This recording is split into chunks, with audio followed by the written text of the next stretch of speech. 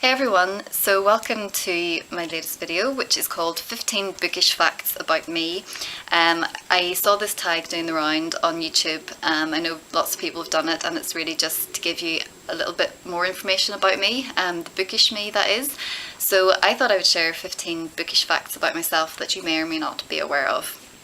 So I've made a list as well because I don't want to forget things, Anyway, I like lists.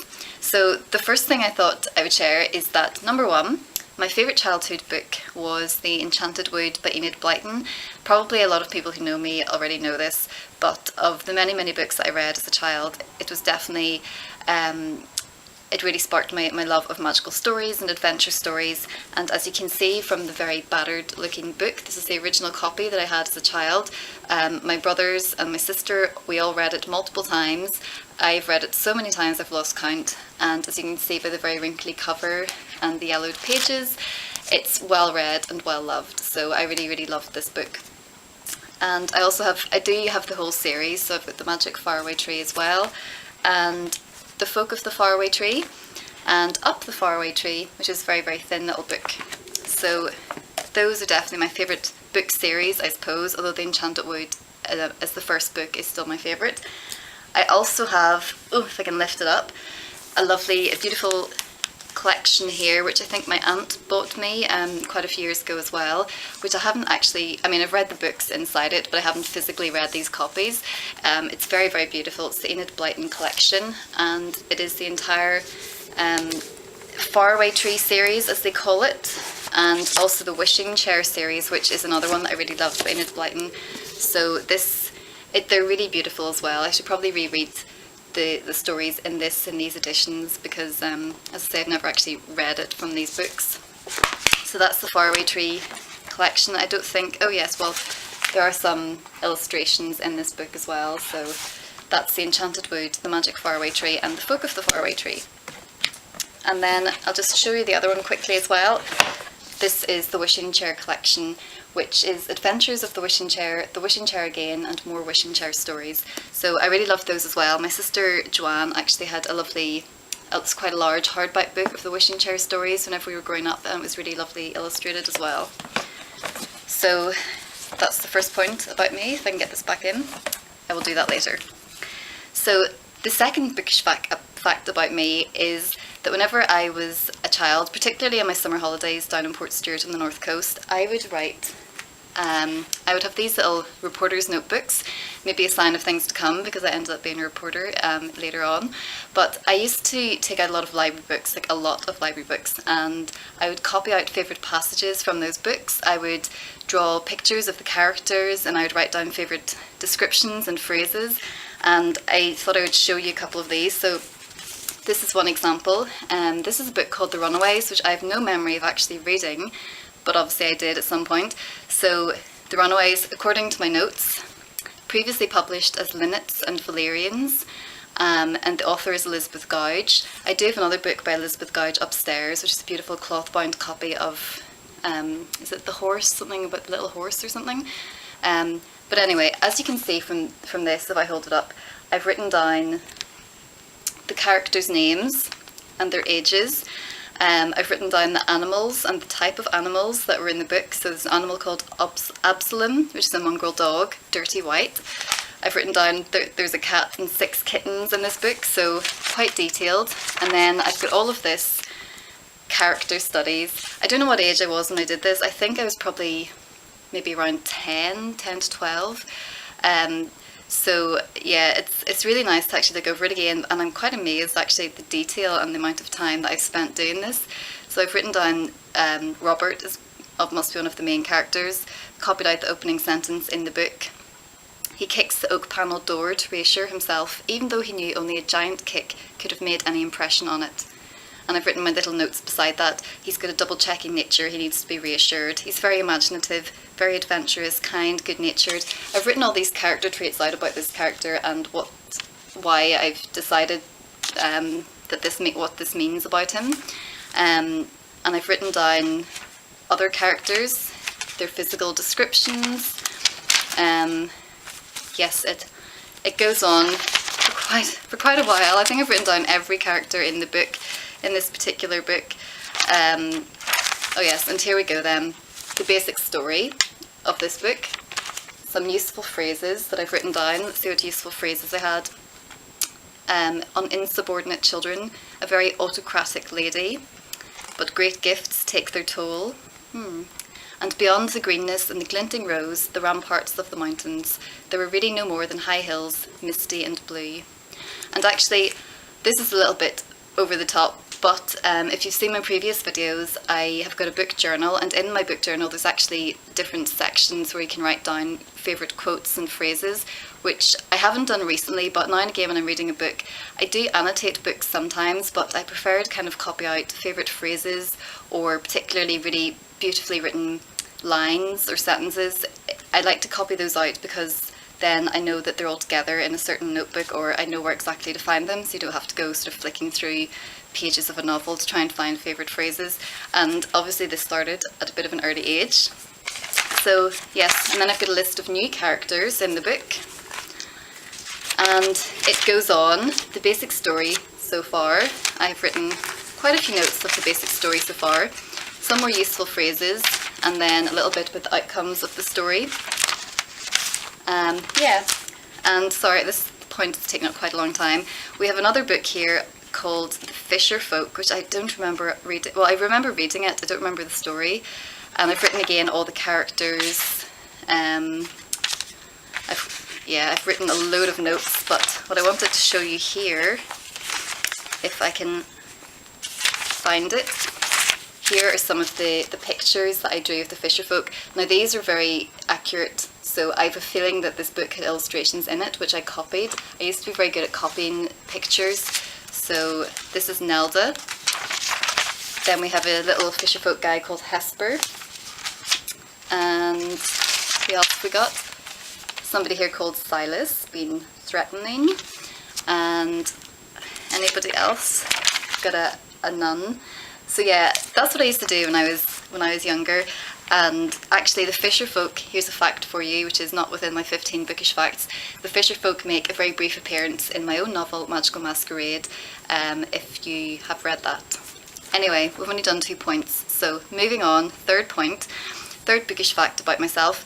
I worked as a bookseller at Waterstones in Coleraine, which if you're not from the North Coast is a town just quite near where I live. I worked in there for quite a few years, probably 5 or 6, part-time, while I was also working as a journalist, and particularly loved spending a lot of time in the children's section. So yeah, I really loved working as a bookseller there. Bookish fact number 4, I handwrite all of my own prose and poetry first before typing everything up. I just find, maybe harking back to those little notebooks whenever I was a child, and also at school whenever you had to handwrite everything, I just find that with creative writing, with prose and poetry, I find it easier to write when I handwrite, because it reminds me of whenever I was a child and I did more of that creative stuff. Also, I think because I work as a copywriter and a journalist during the day, I'm writing all day, every day, and the computer to me I equate more with work, business work, and then handwriting and filling notebooks with writing is just something that to me is more, it compartmentalizes it, it makes it very different.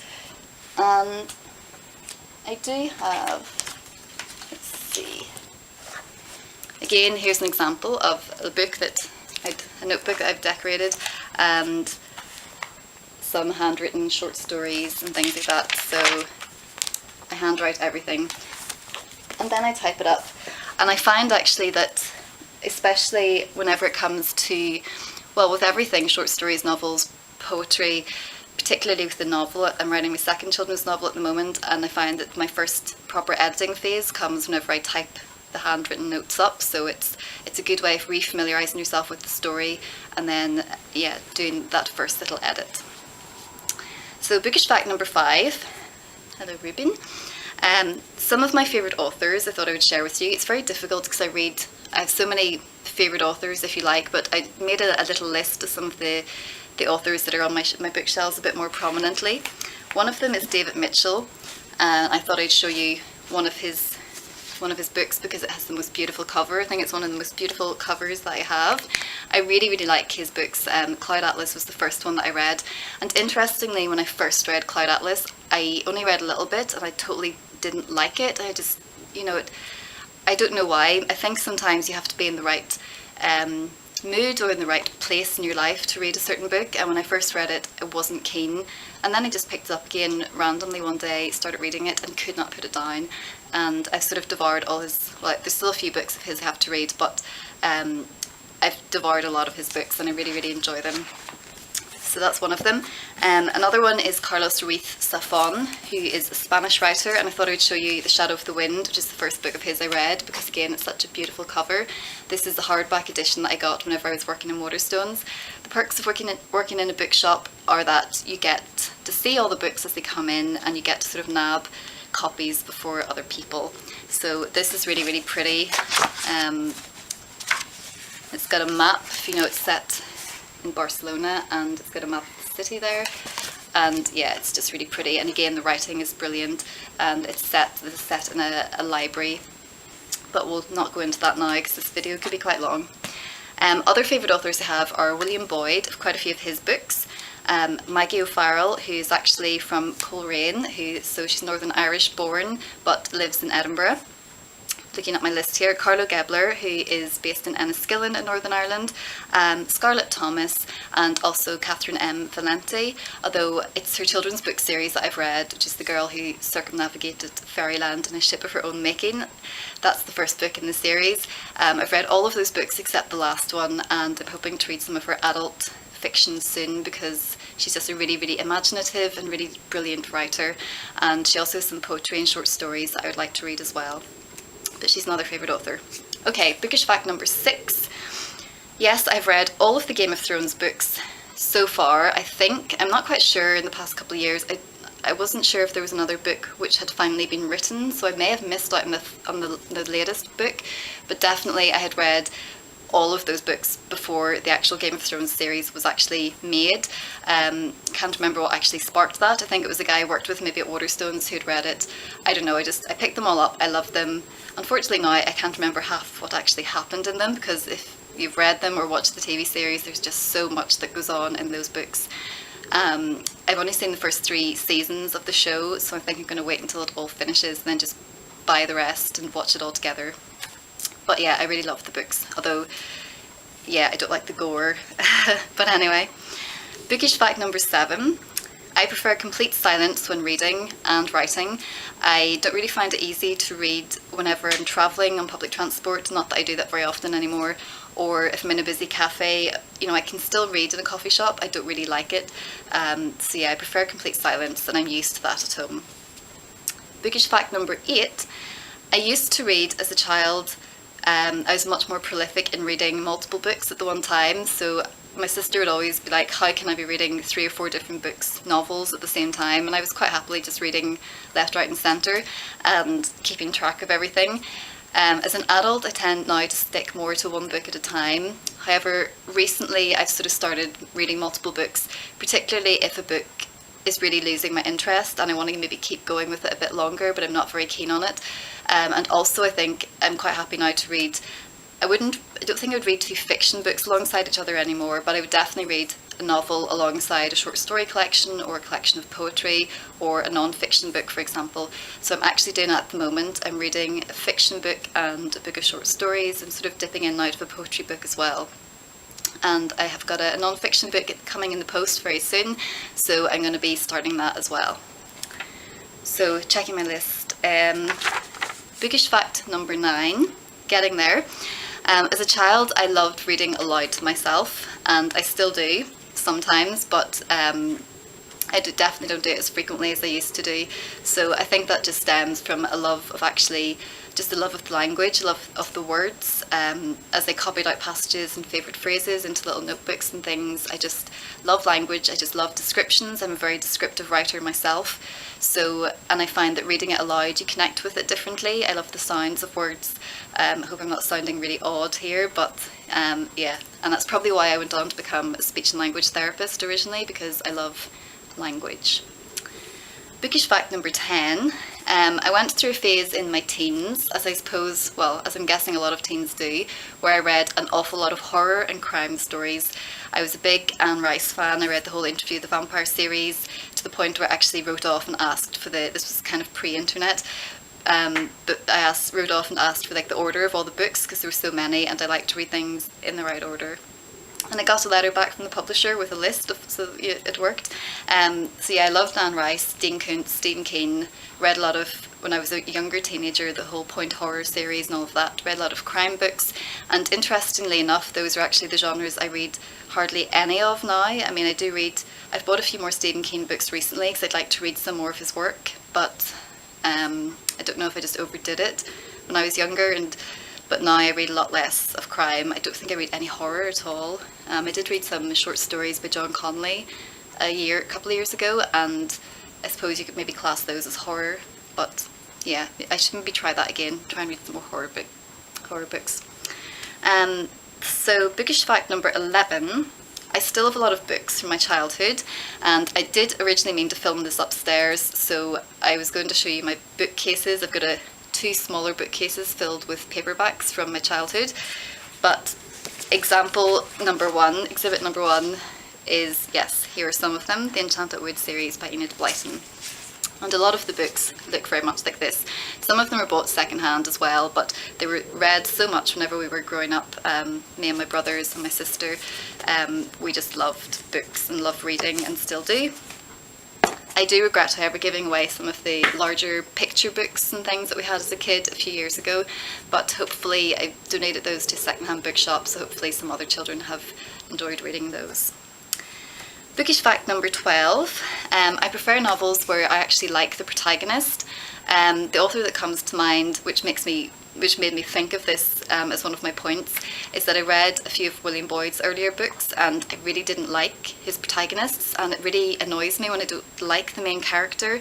And I know that's not, I could probably read some books where I don't like the main character and I still like the book, but I tend to find that the books I really prefer are where I actually like some of the characters in the book at least, but preferably the main character. I usually want to like them. So maybe that's just me, but I'd be interested to know if anybody else is like that too. Bookish fact number 13. If I had to choose between reading novels for the rest of my life or short story collections, I would always choose novels. I do like short stories a lot, but I have to be in the mood for them. And also, I just prefer to get stuck into a novel and just to spend time in the story, to get to know the characters and the worlds or whatever location the story is happening in. Short stories are more disjointed, they don't give you the full picture, they're great in themselves, but they're a totally different entity to novels, so if I only had to read one, I would have to choose novels every time. Bookish fact number 14. As previously mentioned, I've written my own children's book called Magical Masquerade, and I'm currently working on the second book. I have got the title, but I'm not going to share that yet, but title to be announced in the coming months. And I don't have a copy here, it's elsewhere, but yes, anyway. Bookish fact number 15, you'll be glad to hear we're at the end of the list. What's on my list? So yes, I like my books to be read as they must, and what I mean by that is I don't like to wreck books in any way. Occasionally I accidentally break the spine on a book, and I know some book lovers will be very shocked at that. How dare you break the spine of a book? But I do like my books to look as if they've been read. I'll not go out of my way to actually crumple pages or anything, but as you can tell by this book, it was read a lot by me and my siblings when I was a child, and I like that it looks read. To me, this holds loads of memories. The pages are a little bit, look at that, it's very shabby, but I love that because it carries a history and it shows that it's a book that's been read a lot, that's been loved. And, a lot of my books, I'm not precious about them. I will look after them where possible. It's not the end of the world if I spill coffee on them, which I have done in the past. Obviously I don't mean to spill coffee on them, but if I do, it's fine, it dries off. And if I leave the book the odd time, if I've been reading a book on the beach and you come back and there's sand in the book, I like that because it reminds you of where you were when you read the book. So I do turn the corners down in pages occasionally. I also do use bookmarks, but I also annotate books sometimes. I'll underline things in books. I will, you know, just copy things out as well. But yeah, I like my books to be read, so I wouldn't do that if you lent me a book, but with my own books, which are mine only, I don't mind being a bit rough and ready with them. So anyway, that's my rather convoluted book of list of 15 bookish facts about myself. As usual, I've kind of went on a bit of a tangent on some of the points. I've rambled on a bit, no doubt. Ruben's sitting on the other side of the camera looking at me as if to say, what am I doing? If you don't know, Ruben is my dog. But anyway, I just thought it'd be quite fun to do this little video today.